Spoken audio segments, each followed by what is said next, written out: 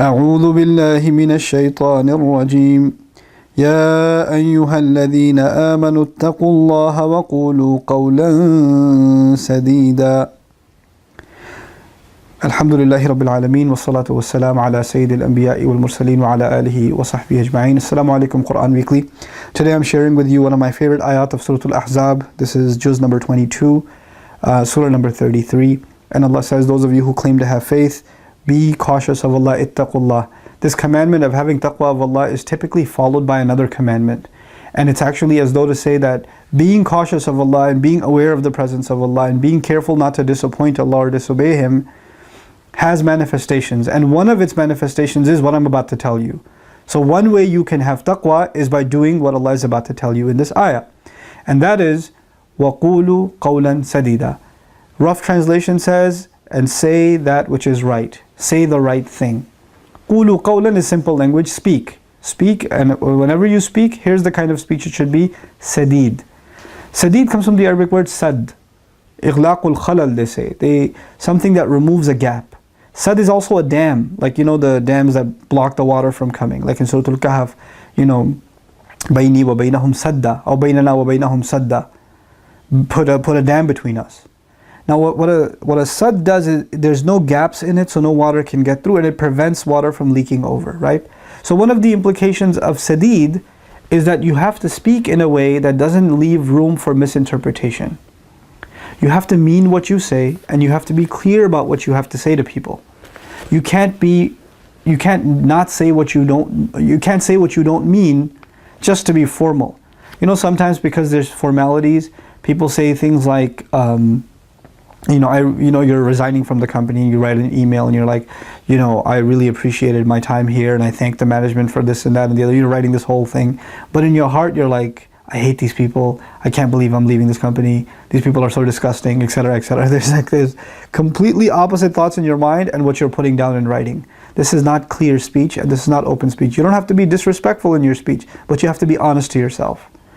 Now, one of the most powerful manifestations of this that I want to talk to you guys today about is one of the things Allah commands us to say just because we're Muslim, and that is Assalamu alaikum. When I say Assalamu alaikum to you, and when you say Wa alaikum assalam to me, and vice versa, then actually we've made an open declaration to each other that there is no beef between us, there's no quarrel, there's no fight, I have nothing held against you, I have no grudges with you, I have no more problems. I may have had problems in the past. Now that I have said peace upon you, I'm wishing that Allah's peace is on you, that I am at peace with you. I'm hoping your life is surrounded by peace and there is no disturbances in your life, nothing that takes your peace away. That is Assalamu alaikum. That's a declaration of peace really towards the other. And it's also a declaration that I have no more issues with you. Now imagine you just had a fight with your wife and you're about to go into the office. Before you slam the door, you're like, Assalamu alaikum. She says, Wa alaikum assalam. Slam the door. That's not qawl sadid. You didn't say what you meant. You didn't mean peace. You just said it because you kind of have to say it. When the Prophet commands us, sallallahu alaihi wasallam, you shouldn't talk to, three days shouldn't go by and you haven't said salam to your brother. That doesn't mean you 2.5 days later call the guy and like, hey, Assalamu alaikum. Wa alaikum assalam. Hang up. That's over. That's not what the point is. The point is when you say salam and you say what you mean, because the ayah says when you speak what you mean, it's over, it's done. Let's move on. So salam itself, if we understood what assalamu alaikum meant, and if that became qawl sadid for us, then our relationships would be totally different.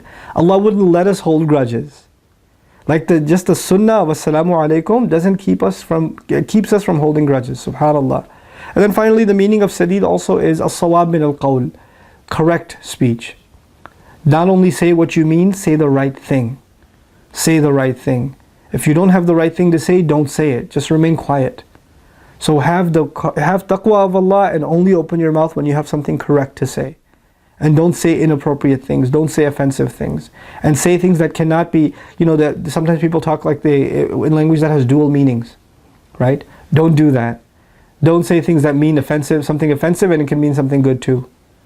And you could do that with salam, with your tone. Assalamu alaikum.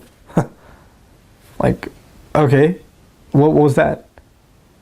Yeah, wa alaikum salam, whatever. What is that? That means you are disregarding someone with a statement that's supposed to honor them. Say it the way it's supposed to be said. Say it the way it's not misinterpreted.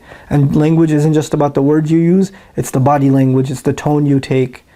All of that has to line up so that the other understands you very, very, very clearly. And they don't read in between the lines. Did you mean something else? Were you speaking in code? You know?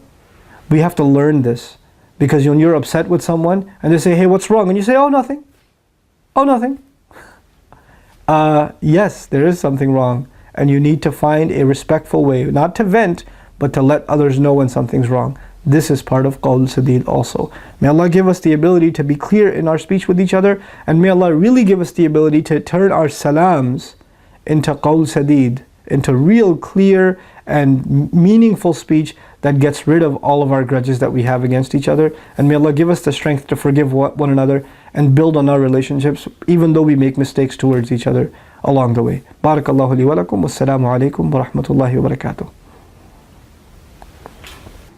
One of my favorite ayat of Surah Al-Ahzab, ayah number 70. This is the 22nd Juz Quran Weekly that we are doing. Okay, fine. Let's just start. Fine. Or you want to do the ayah again? Yeah. The short ayah? Yeah, sure.